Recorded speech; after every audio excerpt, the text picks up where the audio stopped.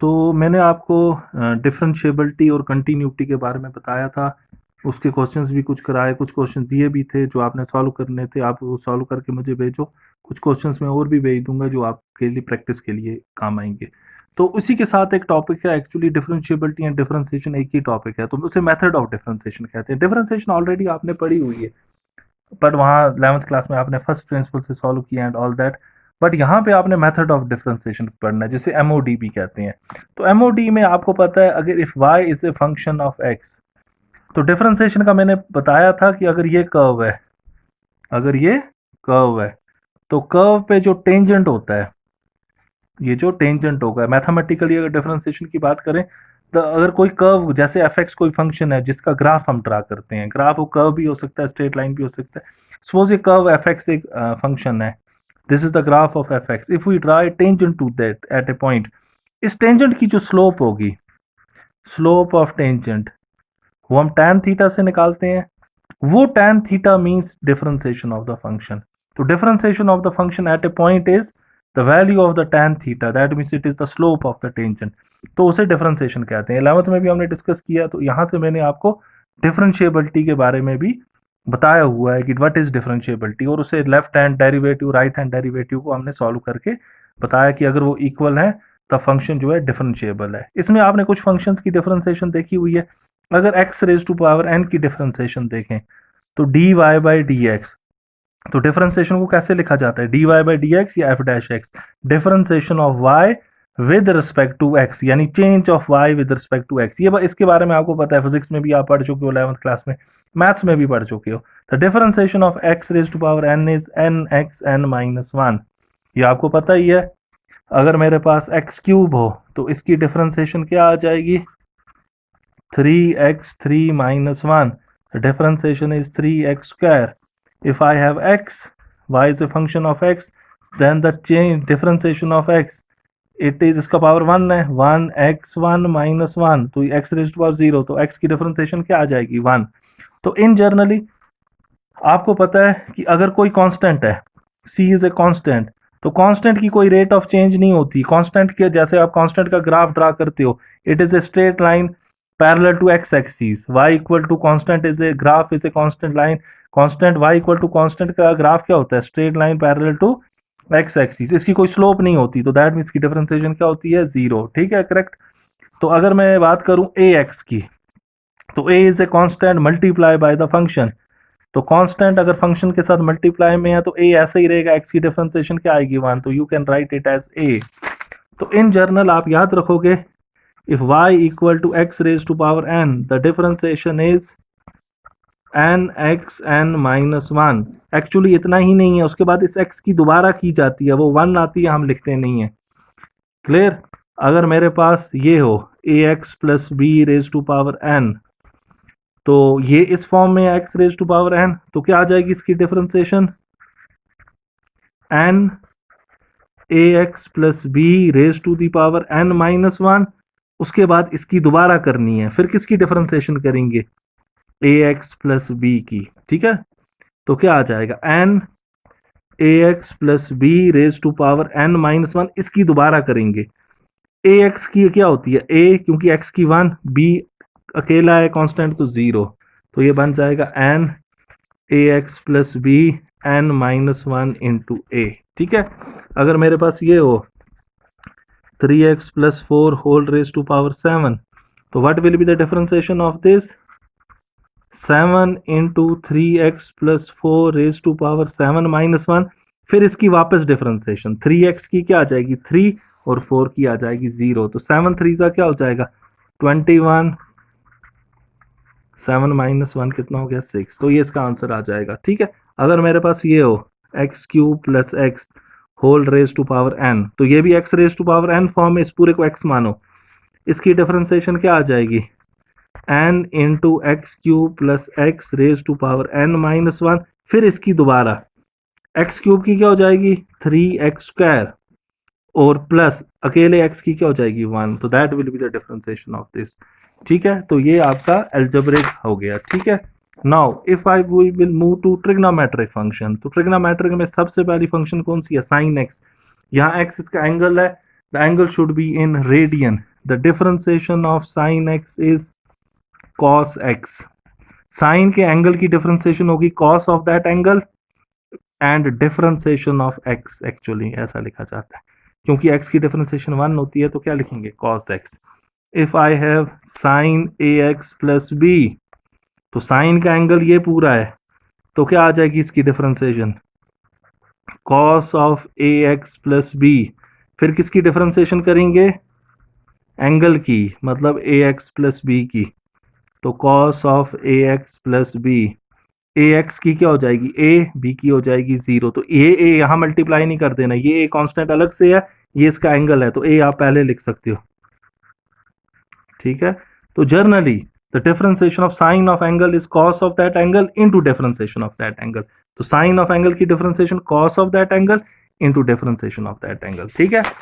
Similarly अगर मेरे पास sine x cube हो, एक्स क्यूब यहां एंगल बन गया, तो ये डिफरेंशिएशन इसकी क्या बन जाएगी कॉस ऑफ एक्स क्यूब, फिर डिफरेंशिएशन किसकी कर दोगे एक्स क्यूब की, एंगल की दोबारा, तो ये बन जाएगा cos x cube, x cube की क्या आ जाएगी 3x², तो you can write it as 3x² cos x cube. तो जर्नली याद रखना कि साइन एक्स एन हो, डिफरेंशिएशन यहाँ एक्स एन एंगल है, it is cos x n, फिर एक्स एन की दोबारा करेंगे, वो क्या होती है एन एक्स एन -1, ठीक है।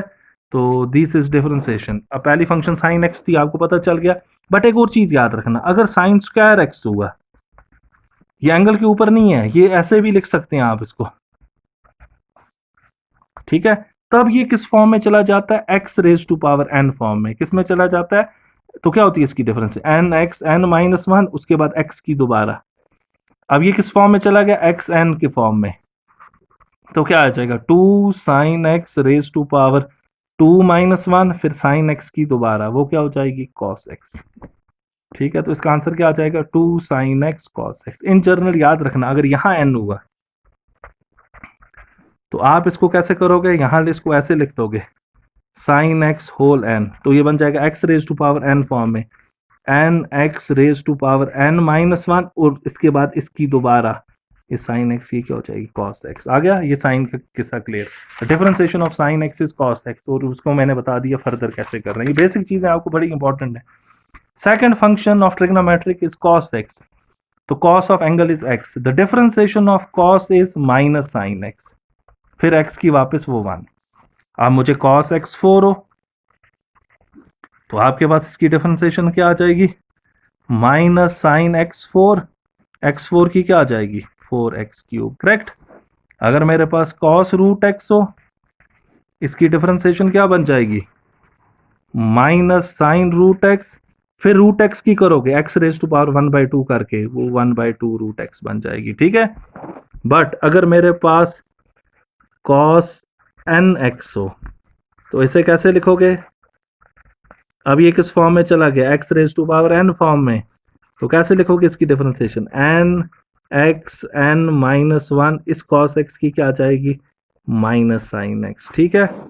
आ गया कॉस, साइन भी हो गया कॉस भी हो गया। थर्ड फंक्शन क्या है tan x, तो differentiation of tan x is same, ये तो रिजल्ट है sec² x, फिर x की दोबारा, अगर मेरे पास tan x³ हो, तो बताओ क्या आ जाएगी इसकी डिफरेंशिएशन x³ इसका एंगल है sec² x³, फिर x³ की दोबारा करोगे तो क्या आ जाएगी 3x², तो tan x का रिजल्ट क्या है sec² x, बाकी सेम है जैसे साइन और कॉस किए थे।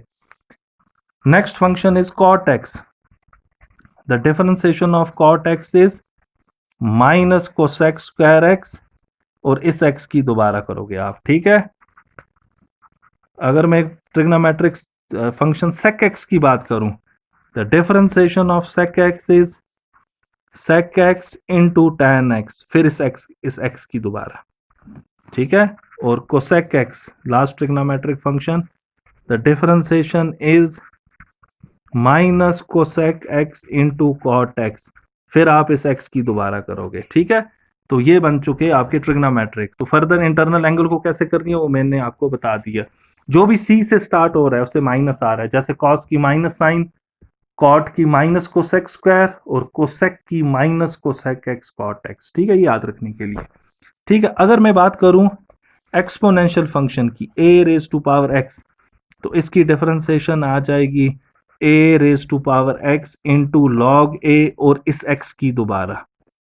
ठीक है, अगर मेरे पास से हो a raise to power sine x, तो x यहाँ पे साइन x बन गया। बताओ इसकी डिफरेंशिएशन क्या आएगी? Same a raise to power sine x log a आएगा, फिर इस साइन x की दोबारा, वो क्या बन जाएगी? Cos x। करेक्ट?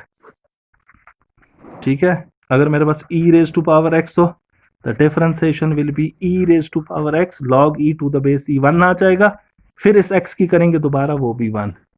अगर मेरे पास e raise to power tan x होगा, तो x यहाँ पे tan x है, बताओ इसकी डिफरेंशिएशन क्या आएगी? ex की ex, तो tan x की वापस करोगे तो क्या आ जाएगी? sec square x। Correct?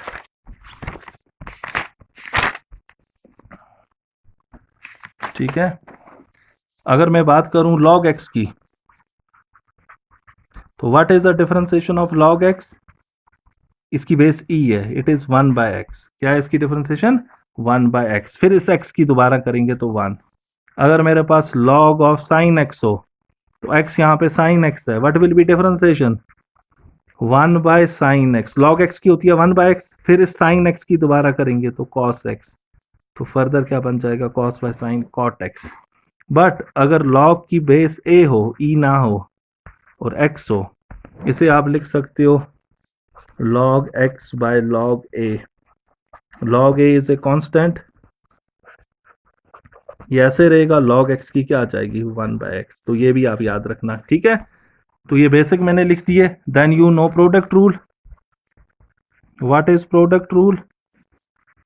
If fx is one function multiply by gx is another function. अगर प्लस या माइनस में है तो अलग अलग कर सकते हो, पर मल्टीप्लाई में आप अलग अलग नहीं कर सकते हो। अगर fx एक फंक्शन है, gx अलग फंक्शन है, इसको डिफरेंशिएट करना है with respect to x। fx ऐसे लेगा, डिफरेंशिएशन कर देंगे gx की, फिर gx ऐसे ही रहेगा, डिफरेंशिएशन कर देंगे fx की। Correct? This is known as product rule. जैसे मेरे पास x साइन x हो, ऑलरेडी 11th में भी आपने देखा होगा, x ऐसे ही रहेगा, डिफरेंशिएशन करेंगे साइन x की, cos x, फिर साइन x ऐसे ही रहेगा, x की डिफरेंशिएशन कर देंगे, 1 आ जाएगा। ठीक है, and quotient rule, y equal to fx upon gx, तो gx शुड नॉट बी 0, तो इसकी डिफरेंशिएशन कैसे करोगे? gx का स्क्वायर लिखना पड़ेगा सबसे पहले, फिर यही gx यहाँ पे डिफरेंशिएशन fx की करेंगे, फिर fx ऐसे ही डिफरेंशिएशन gx की करेंगे। This is quotient rule. ठीक है, तो फिर हम भैया हम चेन रूल से करेंगे। जब फंक्शन के अंदर फंक्शन होगी तो बताऊंगा चेन रूल क्या है, इम्प्लिसिट फॉर्म, बहुत से फॉर्म है, वो डिस्कस करेंगे। मैंने सिर्फ आपको इंट्रोडक्शन दिया कि आपको थोड़ी सी डिफरेंशिएशन, आप डिफरेंशिएबिलिटी के क्वेश्चन मुझे सॉल्व करके भेजोगे, मैं आपको और भी क्वेश्चन दूंगा, शाम को या कल दूंगा, आप और उनको सॉल्व करोगे। बट इसका बेसिक कंसेप्ट मैंने बता दिया, जो आप इसे पढ़ के थोड़ी सी डिफरेंशिएशन आपको रिकॉल हो जाएगी। थोड़ा सा 11th की बुक भी आप देख सकते हो, थोड़ा अपने आप को रिकॉल करने के लिए। फिर मैं मेथड ऑफ डिफरेंशिएशन पे जाऊंगा, ऐसे कंप्लीट करूंगा, फिर मॉड्यूल कराऊंगा, डीपीपी दूंगा, तो हम चीज़ों को स्टेप बाय स्टेप करेंगे। ठीक है, बाय स्टूडेंट्स।